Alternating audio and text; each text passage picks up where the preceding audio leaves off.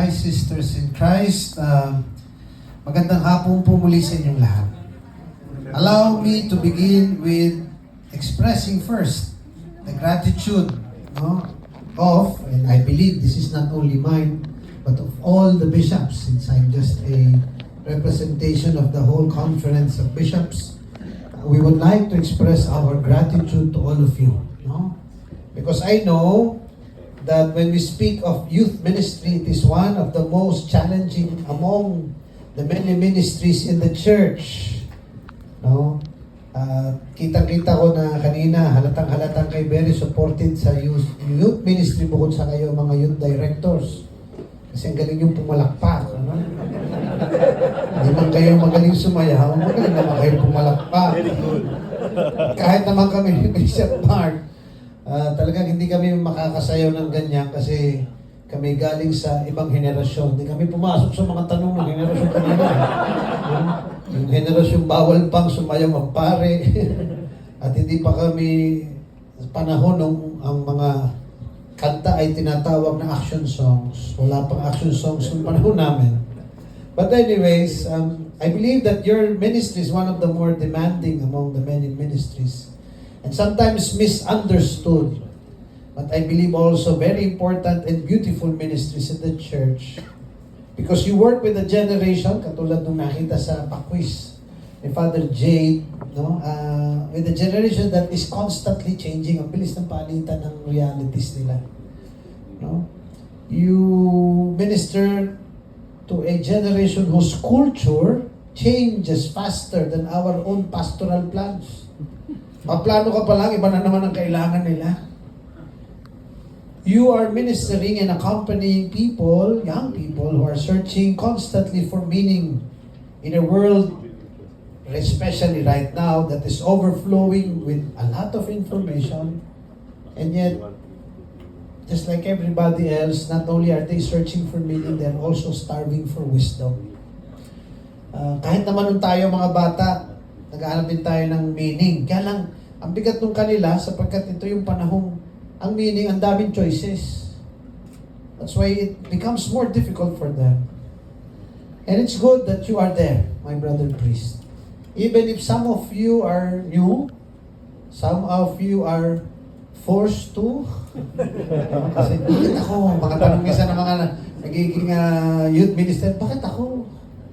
But some of you are well prepared for, but still it's the same. You are the youth ministers or directors of our dioceses. And there's always a reason for everything. Because I believe you can make a change and you can really give meaning to what the youth ministry is. Kaya tayo meron itong first National Youth Directors Assembly.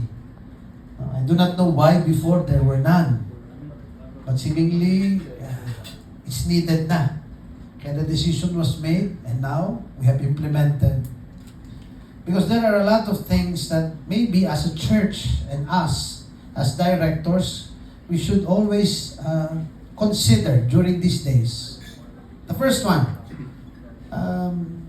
it is in our times that the church has emphasized that the youth are not just the future of the church, but they are the now. Yan ang sabi sa atin, di ba? Christus vivit. And I think this is a very important realization. Kasi dati hindi yun na sinasabi. Sinasabi lagi the future, the future. We have hope because of the youth. But Pope Francis suddenly made it a very clear sentence na hindi sila bukas, sila ngayon. They are not anymore future leaders. They are presently disciples, just like you and I. They should realize that they are already missionaries. And together with us, they're also the builders of the kingdom.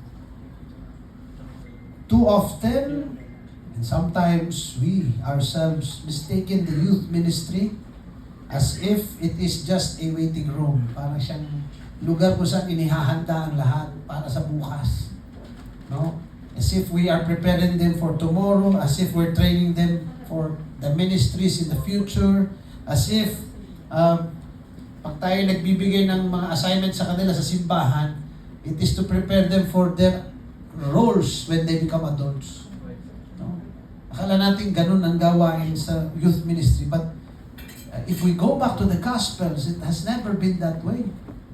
Because if we look at the Gospels, the youth were treated differently and given responsibilities at that young age. Si Mama Mary, at that very young age, she became the mother of the Savior. David, no? Nung lumabang kay Goliath. I don't know if you have watched the new movie, Song of David. Ganda nung movie yun. You will see how young they depict David against a giant. Jeremiah, the prophet, when he was called, he was also young. According to him, bata pa ako.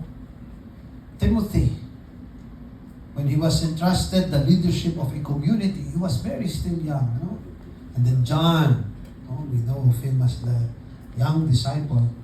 So in other words, our Lord in the Gospels has never waited for people to become older before entrusting them with mission. Ang pagtawag nga pala, kung anong edad mo, meron na. Meron na. And this is perhaps the right time for us as youth directors in this ministry to ask ourselves, in our dioceses, are we merely serving young people or are we empowering them? Malaking pagkakaiba. Kasi minsan, when we are the youth directors, we let the time pass by making and putting up a lot of activities for them. Lumalabas, parang gusto lang natin may ginagawa ang mga youth natin. But the question now in the church is not whether we serve them, but rather are we empowering them to become missionary disciples like us. Yun ang mahigpit. In fact, when we have the NYCC, ay ang isang nakakalungkot na realization that we have had is so many young youth of our churches. Nagsuserve naman ng bata sila. Bakit ito? Pag tumatanda, wala na. So maybe they haven't realized really what missionary discipleship is all about. Kasi bakit pag lalampasan nila yung edad na yun, hindi na sila naglilingkod. It's interesting. So that's the first, I think, reality we have to keep on talking about. The second one, I believe, is we have to also consider the present reality of our youth, specifically Filipino youth. May kakaibang nuance ang pagiging Pinoy. Lalaki na nung nuance nung katotohanan ng youth sa panahon natin. Pero yung pagiging Pinoy, lalo pa. No? And it's very hard for us to empower them or evangelize them if we do not understand this generation. No? Kahit saan natin dalhin. Minsan nagagalit tayo, tulad ni Senator Padilla. Ang sabi, mga kabataan ngayon, very weak. Pero siya, kung makaiyak, akala mo na may pintik ang itlog. Ay, sorry. Paumanhin niyo. Paumanhin niyo. Basta naman ang pagkabatanggin niyo. At anyways, minsan kasi ganun no? We try to compare this generation with ours, which is always very wrong because our generation is different. And in fact, kung may sisisihin dapat, kung they have these problems or difficulties and this quote-unquote weaknesses, ang may kasalanan tayo o kami. Why? Because if they're weak now, it's because we never prepared them to become strong. Yun lang naman yun lang lumalabas Kaya tayo malakas, dahil pinrepair tayo noong panahon natin. No? Nung mga kaedad ko, di ko alam kung how many here ang kaedad ko. No? Siguro yung mga 40 taon na sa youth ministry, di ba? Sino na narito? Naalala ko na, pagka pinag-uusapan yung hinahampas ng teacher, pinapalo, pinaluluhod, tinatawanan lang namin. It was never considered abuse. It was called discipline. Back then, Kaya tuloy, pagka nagkakaroon ka ng kaunti, wala lang. Parang hindi mo na masyadong iniinda kasi sanay ka na Yung oras ng pag-uwi ng alas 6, pag ng Angelus, naman sa bahay, pag hindi ginagaruti sa amin Garuti talaga. Hindi yung garuting ano, yung tayo, kumbursa, hindi naman. Garuti sa amin. Sa Tagalog kasi hinahampas yun eh, ginagaruti. Kaya may pare kami pangalan si Garute. No? But it's not their fault. No? They are constantly living in a world that keeps on changing on them. On them. So, we have to understand the Filipino youth. And sabi nga, maganda naman, napag-usapan na rin ng NYCC, and I think we are dito sa Kalakbay, 2, ay gagawa talaga ng mas in-depth study about the Filipino youth of the present times. So that we may understand how to create a program, not only for them, but by them. Yun ang mahalaga sana. No? I don't know, that they are facing things that are very different sa ating panahon. In fact, ngayon sa panahon natin, itong mga kabataan sa panahon natin, ang isa sa pinaka-basic na tanong nila siguro, more than us sa panahon natin, is yung ang laki ng crisis ng meaning. Many young people today are not asking what is true. They are asking rather, why am I here? Very existential. Ang bigat ng mga ganun tanong nila, kaya naiintindihan ko minsan pag sila ay parang napapatungan ng mundo. Kasi ang tanong mo ay napakabigat. Why am I here? Hindi na yung, ano ba ang mundo? Ang kanila ay, bakit ako naririto? Tuloy pagka may nangyayari sa buhay na hindi nila makita yung meaning kung ba't sila naroon. What is my purpose? Napaka-consistent at constant sa mga tanong ng kabataan ngayon is, does my life matter? Ay sa atin, yung aming mga edad, puro tambay, okay lang eh. Ano man ang purpose mo doon? Hindi, aray, nakaupo. Tapos sa usapan, walang issue. Pero ngayon, pag nakaupo lamang, nahihirapan na kasi, ba't ako na ganito lang ang buhay ko? Parang walang direksyon. See? A lot of young people have material comforts but keep on showing that they suffer from spiritual emptiness. There are a lot of connections, lalo sa panahon ngayon, online connections ang tawag. And yet, a lot of them experience profound loneliness. Ang lalalim. Panahon namin, kahit wala kang kausap ng 1 linggo, okay lang. Ay, wala man telepono eh. So, pag nagkita ka na eh, abay, oo nga naman yan, no? Away na. Tapos na ako usapan. Ngayon, pag hindi ka bumate, ghost.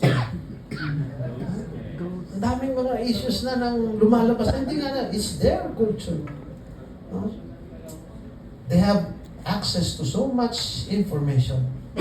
It's so hard now to know what is true. Ay, nung panahon una, pag sinabi ng true, di true. Yun na. Ang hirap mag-invento ng iba. Naalala ko nung panahong ako hindi, bata-bata pa, high school ako, may mga idol din naman eh. Para makakreate ng image reel ko sa isang idol, gumugupit ako ng magazine. Tapos yung picture ko lalagay ko doon. Yun na yun. Yun ang pinaka-fake na potong magagawa ko. Ay pero ngayon, i-ayo mo. Kung sino mang gusto mo maging itsura, yun na. It's as easy as that. No? St. Augustine famously wrote and reminded all of us the importance of imagery. He said, "You have made us for yourself, O Lord, and our hearts are restless until they rest in you." Eh, problema no sa kabataan ngayon, sa panahong ito, is that hindi mo alam kung sino ka. Tapos hindi lang yun. Hindi nila maintindihan kung sino yung you. Much of youth ministry now is, I think, more than just teaching doctrine. It is rather us helping our young people rediscover their meaning. Tapos ito yung panahon ng mental and emotional issues. Ang lakas ng term lagi na mental health. No? It has become a mental burden itself to belong to this generation ang lumalabas. Pagka babalikan ng mga may edad na katulad namin yung mga panahong naihi, naligo sa ilog, ang saya na. Ngayon, saan ka babalik? Pumunta na Starbucks. That's the most normal thing. Naalala ko nung ako'y maakyat ng puno. Ngayon. You see? No? That's why anxiety, depression, stories of broken families, fear for a future that is not even there, academic pressures, economic uncertainties, and social comparisons, all of these are burdens on this generation. Especially now that we belong, or they, especially them, belong to a culture of perfectionism. Ang laki ng pressure. No? Panahon ko una, normal na tawagin kang si Pique. Hindi bashing ang tawag doon, hindi Pique ka eh. Ngayon tawagin mo, bashing kasi nga, dapat tama lahat. Tama lahat. I always tell the story when I went to the US. 2 years ago lang ito. I was in the airport sa North Carolina. Punta lang ako sa Starbucks. Starbucks din naman ako eh. Starbucks. Order ako. Ay, kumuha na order ko. Laking lalaking balbasarado pero nakaspaghetti. Order naman ako. Pagka-order ko, inayos niya yung order ko. May isang babae lumapit sa akin. Ako, did someone take your order already, sir? Ako naman. Yeah, he took my order. Yung pagkasabi, itong babae dito, tinawag yung isa, hey, he called you a he. Ako, sumigaw na to sa airport. Sinigawan ako, sabi lang sa akin, if you cannot respect who I am, do not come here. Yung patay kang bata ka. Ay, nakaganito ako eh. Nakapampare. Ako, patay na. Ay, ako na may mahilan sumagot sa English. Hindi ko masagot ng diretso pa. So, tama ko yung panic. Lahat ng tao nakatingin. Ang naging excuse ko na lang, bagay yun. Naka-advantage din naman yung hindi magaling mag-English. English, not good.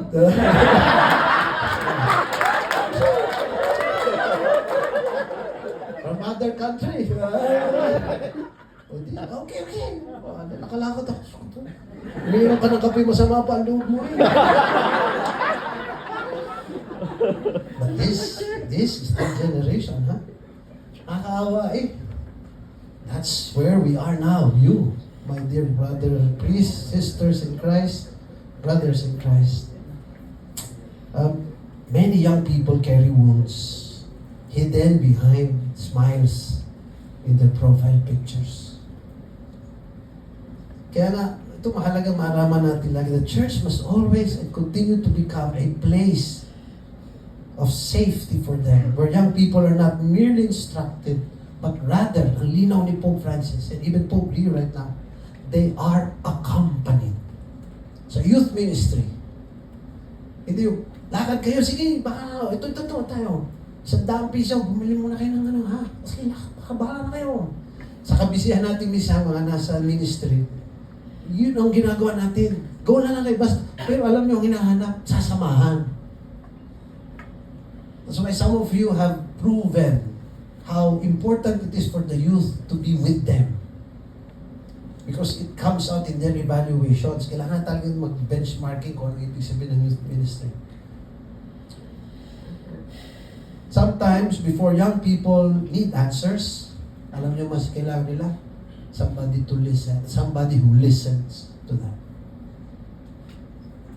So, kita niyo, no? Mental, emotional burden. Tapos may pangatlo pa. Kanila din ang henerasyon ng digital world, digital culture. Isipin niyo, the very first encyclical of our Holy Father, Leo XIV, is about that. Magnifica Humanitas. For the young, sa panahon namin, ang technology ay isang tool. Sa kanilang panahon, sa panahon ito ng kabataan ngayon, it is their habitat. Yun ang kanilang mundo. Nakamabot pa ako doon sa pinagbabawal ng cellphone sa misa. Tapos umakit ng konti. Please turn off your phones na lang. Tapos maya put in silent mode. No? Mamaya meron ng airplane mode. Ay ngayon, wala na. Hindi mo na pwede hilingin na ipatayin. Mag-sermon ka, naka-ano ka na. Dami nagre-reklamo sa akin ng pari dati na pag nagre-reklamo, dala pa cellphone. Atin yung bisag naman. Tingnan naman yun. Saan ka nakakita ng pari nagmimisa sa patay laseng?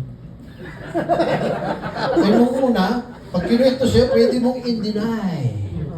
Baka naman di yung laseng. Sadya lang akong medyo may tama. Ganyan, hindi mo na masabi. Pakikitaan ka ng cellphone. Mahirap. Nagmura ho si Father. Nagmura, baka hindi naman ho nagmura. Baka lang talagang malakas ang boses.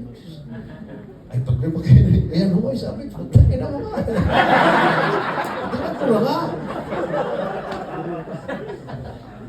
But this is their habitat.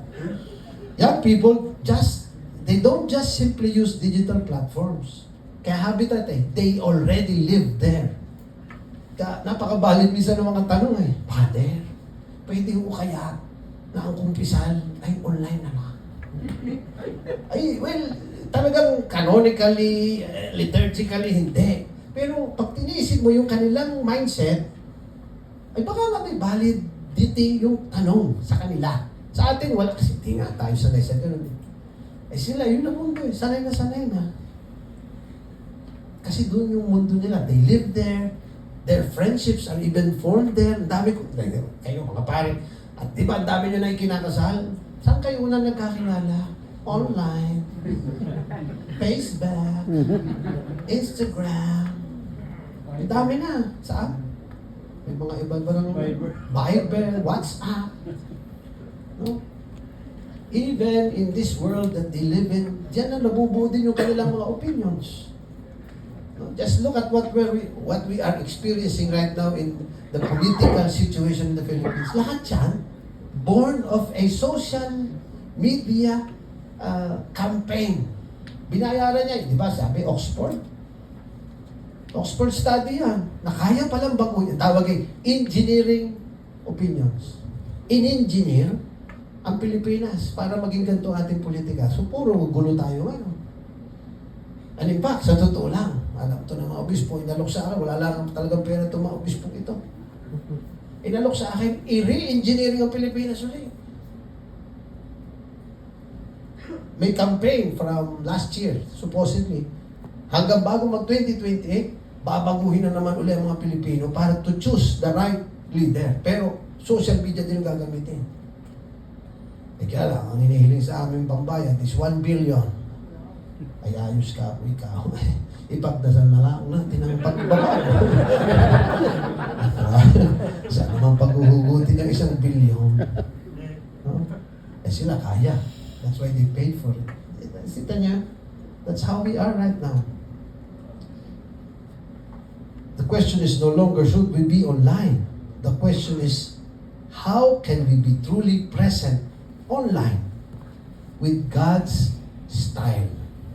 If you read the pastoral reflection towards full presence na ginawa ng Dicastery on Social Communications ng Vatican, speaks of that.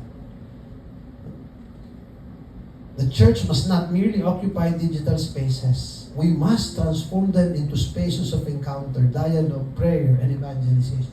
Yun yung lugar ng mga kabataan natin.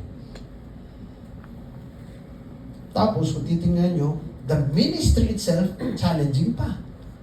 Challenging na maging bata, kabataan sa panahon ito, yung mismong ministeryo, very challenging din pa. Why? Lumalabas na minsan, not full ang support sa ministeryo ito. Minsan, ang laki ng pera, catechism. Malaki ang pera para sa ganito. Pero pagdating sa youth, laging walang pera. Di ba? Amen kayo ka din. Kayo mga youth directors. Amen. Umemen na kayo. Amen. Bakit ang bagal humanap ng mundo? Pag liturgy, go! Pag lalo yung sa proper test, kung saan makapag-convention. Ang gaganda ng mga convention ng hotel nila. Oh, tayo naman, IBs naman tayo. Mas bagay, ako may harapan ng pundol. Buti na lang, naanong pong Nazareno. Naanong pong Nazareno. Amen. Di ba? Napaka-resort na sa atin ang pong Nazareno.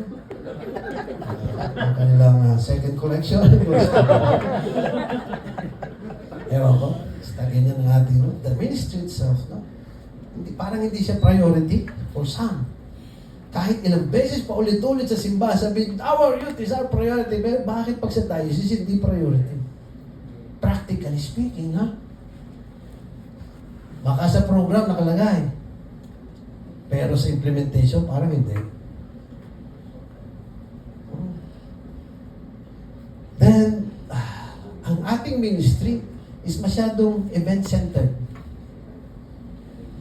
For whatever reason. Kaya talaga sa Kalakbay, marami babaguhin dapat. Event-centered tayo. Youth days, rallies, conferences, festivals. All of these are important. Hindi ko sinasabi huwag gagawin. Sinasabi ko lang, events alone, they do not create disciples. Yun ang problema. Kaya nangyayari, ano lang tayo ng ano. Kaya yung pagkatapos wala na. Hindi nagiging encounters kasi nagiging events lang. Wala naman sinabi si Lord na go and organize events.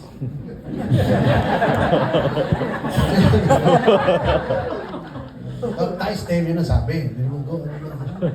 Sabi niya, go and make disciples. And that includes the young. We should really taga yung accompaniment is very, although I do believe it's very hard kasi nga, ayun yung tinatanong yung walang kasama ang kalakbay. Yung mismo mga youth ministers natin, namumroblema sila na sila yung walang na-akbay. So, sometimes, that's where we have to really push a little bit more. Yung accompaniment form ng ministry. And then, siyempre, hello.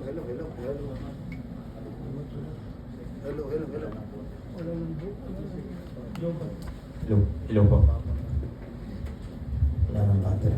Ganyan kahaba yung akin. Kasi this is the first. And I want to really lay down a path na sana yun ang ating matrabaho for the next years to come. Tapos, kahit sa ministeryo, it happens na meron ding hyper-consumer mentality. Anong ibig sabihin ko? A lot of people, the young, again, not their fault, have become consumers rather than missionaries.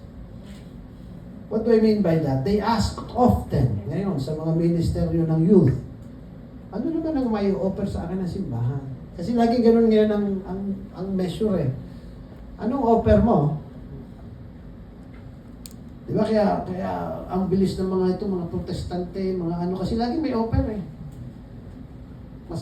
Madali silang makahila ng kabataan niya kasi may offer. Yung matatanda nung una, pag tinanabihan mo, ay kayo na may pumunta at may bigas. Kukunin lang yung bigas, pero babalik. Mga tuso eh. May edad na yan. Pero yung kabataan, ay at least ito, meron dito na ako. Ang bilis. So, it's not their fault. It's a fruit of a culture that constantly asks people to look for what is your benefit. Ay tandaan nyo, youth ministry must be for servant leaders. Ang hirap, kaya ang hirap. And then, we are in a period na mismong ministeryo ng simbahan fragmented. Ako'y hirap na hirap pagka bilang obispo, bibigyan ako ng kalendaryo ng activities ko. Kaninong kwarto yun? 1, 2, 8, 2, 2. Nasa labas. Chinik lang. Okay lang naman. Okay lang naman. Yeah, peace be with you too. No? Fragmented. Bakit minsan bibigyan ako na bakit ito isama-sama ang isang araw?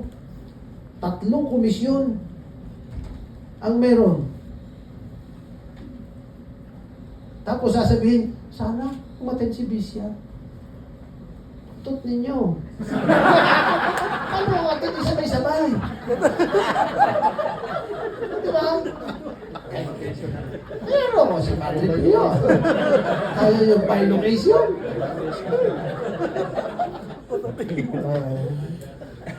Ang hirap minsan, ha? And sometimes it's just simply a fruit of the lack of working together in the church. Kaya nga hamon ko sa youth ministries, it has to start becoming interministerial and collaborative. Matuto na tumulong doon sa iba. Hindi lagi yung atin. The world right now is already so fragmented. Sa simbahan ba ganun din? Kahit kami sa CPCP, di ba? Hirap eh. Ang aming mga komisyon. We have to see faith is faith in one body. Hindi yan hiwa-hiwalay. No? We need to work with one another. No? We need to always find ways to integrate everything into the whole of life, into the whole of the church. No? Sana matutunan natin na ang isang gawain natin sa youth ministries to bring our young people to the church. So yung church, ang daming dinda doon. No? Authentic discipleship is not just one activity among many. Kaya dapat talagang may integration and collaboration. It has to become the way of our youth. And then sa ministry pa natin ngayon, isiningit naman ng Synodal Path. Yeah, ito naman. Pero it's okay kasi I'm learning now that the Synodal Path, if it is not just another activity but rather a way of being, can really be useful, can really change a lot. Because lumalabas sa youth natin, they just don't want to also act lang. They also want to be heard. Kasi minsan nangyagawa natin, pagpaplano tayo, ipaparticipate ang yun. Kayong ganito, ganito, ganito. Gusto pala nila, tanungin din sila kung di kasama sila sa plano. At manggaling sa kanila. They want to participate. They want to help shape the mission of the church. But the way our system is, parang hindi pa. Council meetings. Or whatever, parish pastoral council, diocesan pastoral council, tingnan nyo na lang ang representation ng youth. Lagi sabihin, they are the, ngayon sabi, present. At bakit puro absent? Wala eh, tingnan nyo. Tapos magtataka tayo, bakit puro matatanda na ang nasa simbahan? Diba? Yan, gagawin nyo lahat. Bahala kayo. That is the same reason why the ECY wants to listen to you naman, youth directors. We want you to also learn to listen to our youth ministers so that they will also learn how to listen to the youth of the parishes. We want you to know that we, the ECY, we exist here to assist the ministry. Hindi to implement. Lagi ko sinasabi, nangyari na galing CBCP, ha? Sabi ganito nang gagawin natin. Palagay ko dahil baguhin na. Kasi our job is ministerial. Hindi kami policy makers. And it should never be that way.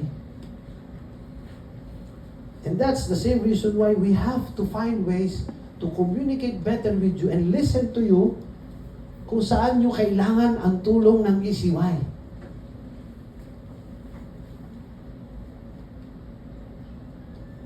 To end my my dear beloved directors, directresses, or whatever. There are moments when we look at secularization, digital distractions, declining participation, cultural changes, etc., and we become discouraged already.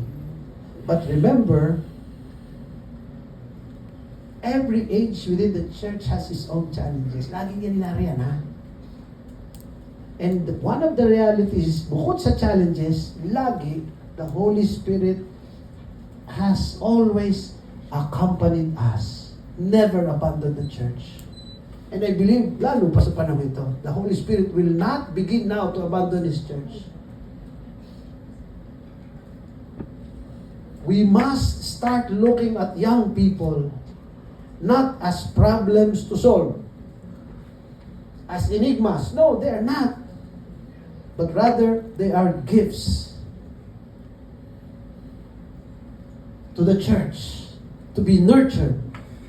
Gifts entrusted to us so that they may grow to what God wills them to become. Again, they are not just mere recipients of evangelization, but they should become evangelizers. Again, let me repeat, they are not the future, they are the present. And maybe, perhaps, during these days, the Lord is asking each of us today, do we still believe that much in our youth as God believes in them? Because I believe Christ is truly trusting these young people. Because He continues to call them, He continues to trust them, and He continues to send them. Kaya nga, let us always go with this, I hope, mindset. Let us form a generation of Filipino youth who know Christ deeply. Lumabas to doon sa NYCC. Ang isa sa nagiging issue lagi is relational. And the more important relationship is always with Christ. So I hope that we could form a generation of Filipino youth who know Christ deeply. A generation of Filipino youth who love the church faithfully. And a generation of Filipino youth who serves the world generously. And may our Blessed Mother, whom the Filipino youth love so dearly, teach us to say once again, let it be done unto me according to your word. So again, thank you very much for being here in our first National Youth Directors Assembly. And I hope that these days will be fruitful for the future and the present of the youth ministry in the Philippines. Thank you very much, and God bless.